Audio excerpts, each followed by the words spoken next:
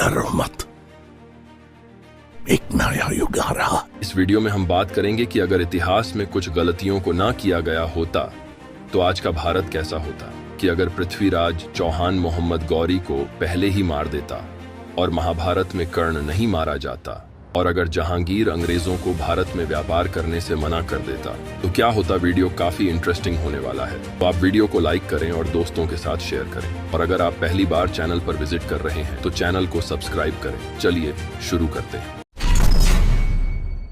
सन 1175 में मोहम्मद गौरी ने सिंधु नदी पार कर मुल्तान पर अधिकार कर लिया। 1178 में उसने गुजरात पर हमला किया जो चालुक्य राजा द्वारा शासित था। गुजरात की ओर जाते हुए उसकी सेना चौहान साम्राज्य के पश्चिमी हिस्से से होकर गुजरी थी। ऐसा उस क्षेत्र के मंदिरों के विध्वंस और भाटी शासक लोध्रुव के उल्लेख से पता चलता है। इसके बावजूद पृथ्वीराज चौहान ने चालुक्यों की सहायता अपने मंत्री कदम्बावसा की सलाह पर नहीं की। हालांकि चालुक्यों ने शैतान मोहम्मद गौरी को हरा दिया, पर इस युद्ध से चौहानों ने दूरी बनाए रखी। यह बहुत ही दुर्भाग्यपूर्ण था। यदि चौहानों ने चालुक्यों के साथ मिलकर आक्रमणकारी मोहम्मद गौरी के विरुद्ध लड़े होते तो गौरी या उसके एक भी सैनिक जिंदा वापस नहीं गए होते। फिर कोई मुस्लिम शैतान भारत पर आक्रमण करने की हिम्मत नहीं करता, परंतु सक्षम, सबल, महापराक्रमी सम्राट पृथ्वीराज चौहान ने भारत राष्ट्र और भारत की जनता के साथ इससे भी भयानक गलतियों का प्रदर्शन आगे किया। अगर कर्ण महाभारत युद्ध में नहीं मारे जाते तो संभवतः पांडवों की जीत को एक बड़ी चुनौती का सामना करना पड़ता। कर्ण एक महान योद्धा और कुशल रणनीतिकार थे, जिनकी वीरता और शक्ति ने कौरवों को एक महत्वपूर्ण समर्थन प्रदान किया था। उनकी उपस्थिति से युद्ध का परिणाम बदल सकता था और संभवतः कौरवों की जीत का मार्ग प्रशस्त हो सकता था। इसके अलावा कर्ण के जीवित रहने से उनकी पहचान और उनके संघर्षों का निवारण हो सकता था, जिससे कर्ण और पांडवों के बीच के संबंध और जटिल हो सकते थे। यानी कि महाभारत की कथा का पूरा परिदृश्य ही बदल सकता था।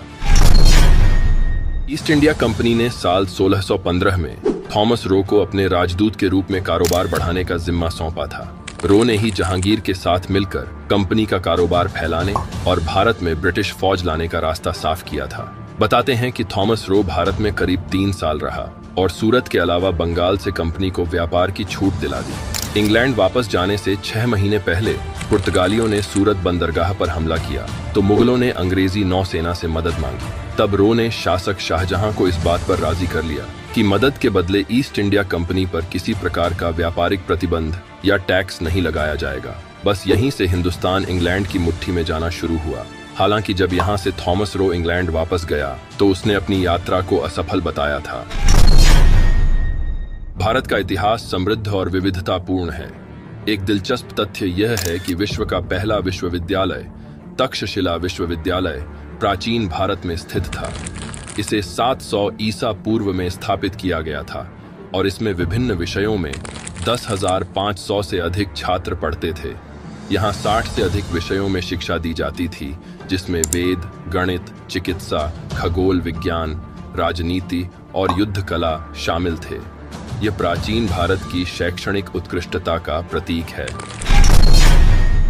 अगर पृथ्वीराज चौहान ने पहले युद्ध में मोहम्मद गौरी को मार दिया होता तो भारतीय इतिहास की दिशा संभवतः बदल जाती। गौरी की मृत्यु के साथ उनके आक्रमणों का सिलसिला रुक जाता और भारतीय उपमहाद्वीप में इस्लामी शासन की स्थापना में देरी होती।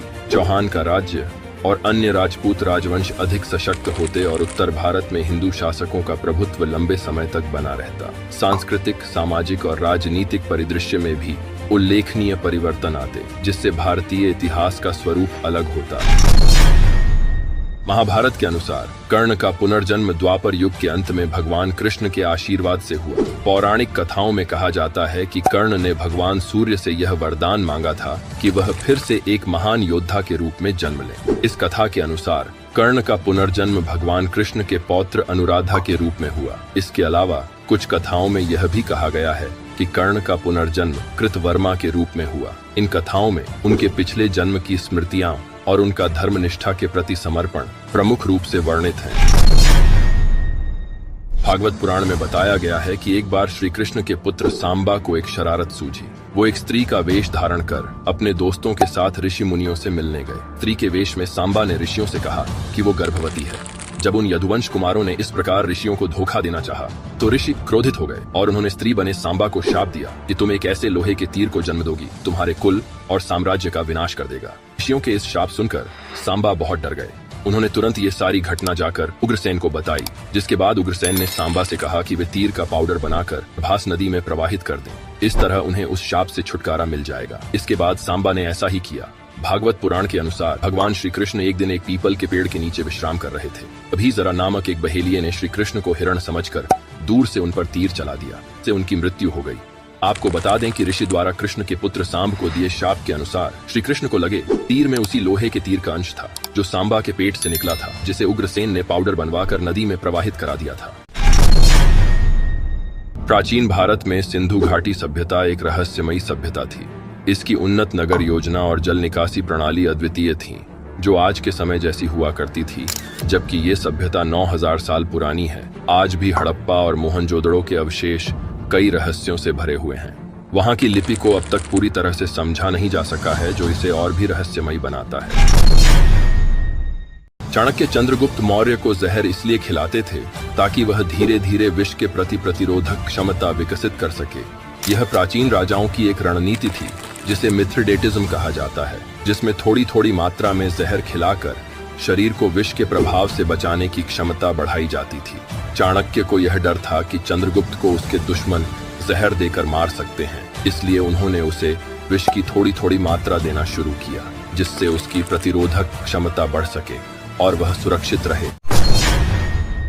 ओडिशा में भगवान जगन्नाथ मंदिर का रत्न भंडार आज 46 साल बाद खोला गया है। कहा जा रहा है कि इस खजाने के आसपास सांप हो सकते हैं, इसलिए मौके पर सर्प विशेषज्ञ मौजूद रहे। भगवान जगन्नाथ मंदिर के दुर्लभ खजाने को आज खोल दिया गया है। इस खजाने को इससे पहले साल 2018 में खोलने की कोशिश की गई थी, लेकिन फिर कोशिश बंद कर दी गई। पिछली बार साल 1985 में इस तहखाने को खोला गया था।